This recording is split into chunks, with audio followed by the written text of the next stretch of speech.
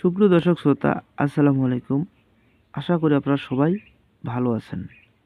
মনে করেন সালফার ওষুধ কোন রোগের জন্য ব্যবহার করতে হয়, কিভাবে বা কোন রোগের জন্য ব্যবহার করতে হয়, কত ফোঁটা করে খেতে হয়, কি খাবার খাওয়া যাবে না, এই ওষুধ খেলে কি কি ওষুধ খাওয়া যাবে না, তারপর হচ্ছে কোন রোগের যে কোনো রোগের কারণ, লক্ষণ, চিকিৎসা।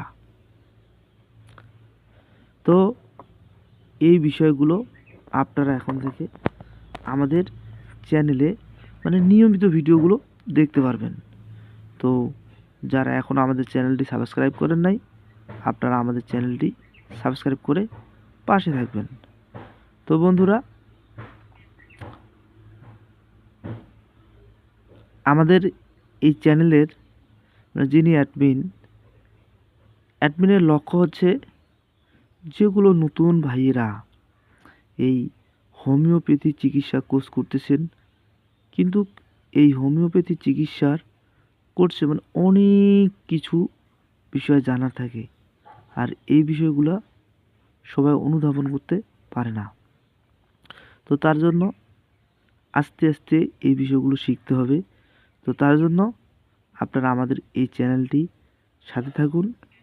আপনাদেরকে আমরা যেগুলো যে বিষয়গুলো আপনারা জানেন না, এই অজানা বিষয়গুলো জানার চেষ্টা করব। তো বন্ধুরা, সবাই ভালো থাকবেন। আর আমাদের সাথে যোগাযোগ করার জন্য আমাদের ডিসক্রিপশন বক্সে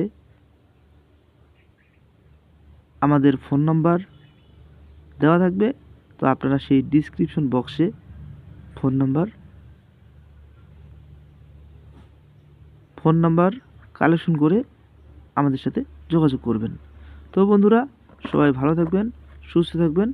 আসসালামু আলাইকুম।